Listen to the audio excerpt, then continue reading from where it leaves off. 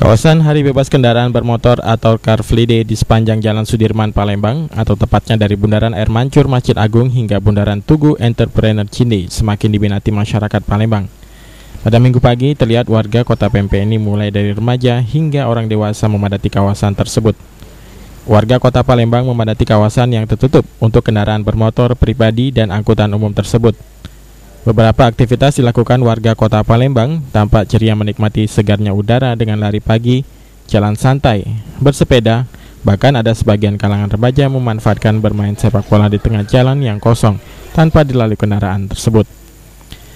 Kawasan yang ditetapkan pemerintah kota Palembang sebagai daerah terlarang dilalui kendaraan bermotor mulai pukul 6 pagi hingga 8 pagi ini bertujuan mendorong warga kota mengurangi ketergantungan dengan kendaraan bermotor.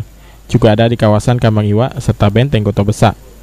Salah seorang warga, Nur Amadi, mengaku sangat senang dengan adanya kawasan Car Free Day sehingga bisa dimanfaatkan untuk kegiatan yang positif, terutama berolahraga. Dirinya juga berharap kawasan Car Free Day terus dipertahankan dan diperluas daerah lain.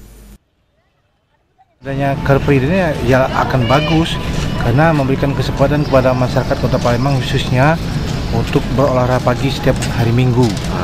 Dan memang kalau bisa ini dipertahankan selamanya dengan waktu mungkin dikasih tengah waktu dari jam 6 pagi sampai jam 9. Apakah pengen Pak ada tempat lain Pak, yang wilayah lain selain Jalan Sudirman ini Pak? Untuk sementara ini kan ada yang sepengetahuan saya ada di Kambang Iwa, itu ada di lokasi PS atau DPRD kan, provinsi. Kemudian yang di sini, nah mungkin bisa saja kita ambil wilayah lain, artinya mungkin di arah PTC mungkin. Hal serupa diungkapkan oleh Yunus yang menyambut baik dan berharap kawasan Car Free Day terus dipertahankan. Enak. Enak gimana Pak? Ya, kita olahraga.